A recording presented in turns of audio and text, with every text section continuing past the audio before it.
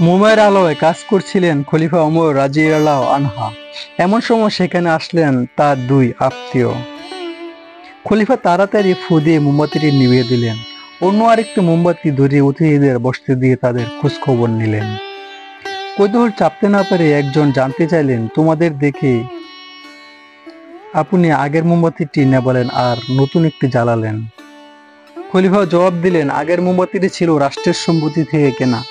তোমরা যেহেতু আমার আত্মীয়, তাই তোমাদের সাথে আমার ব্যক্তিগত অনেক আলাপ হবে। আমার নিজের কাজে জনগণের আমানত থেকে আমি কিছুই খরচ করতে পারি না। তাহলে আল্লাহর দরবারে আমাকে জবাবদিহি করতে হবে। তাই নিজের টাকার কেনা মোমবাতিটি তোমাদের দেখে জ্বালালাম। এ জবাবে আত্মীয়রা হতভম্ব হলেন। তারা এসেছিলেন আত্মীয়তার খাতিরে বিশেষ কোনো সুবিধা পাওয়া যায় কিনা সেই অনুরোধ করতে। কিন্তু সামান্য মোমবাতি নিয়ে খলিফার এত বিবেচনা ও সতর্কতা দেখে নিজেদের প্রস্তাব জানাতে তারা তা আর সাহসী করলেন না। আরেকবার খলিফার কাছে এক লোক অবৈধ সুবিধা চায়।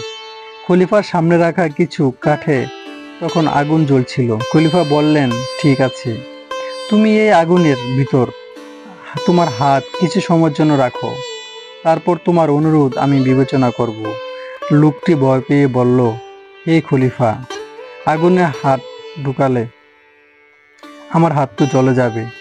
খলিফা বললেন, তুমি দুনিয়ার এই সামান্য আগুনকে ভয় পাচ্ছ, অথচ আমাকে দুজকের অনন্ত আগুনের ভিতরে নিয়ে যেতে চাও।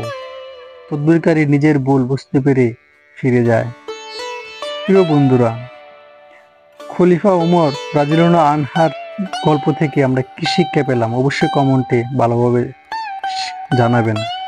ধন্যবাদ সবাইকে।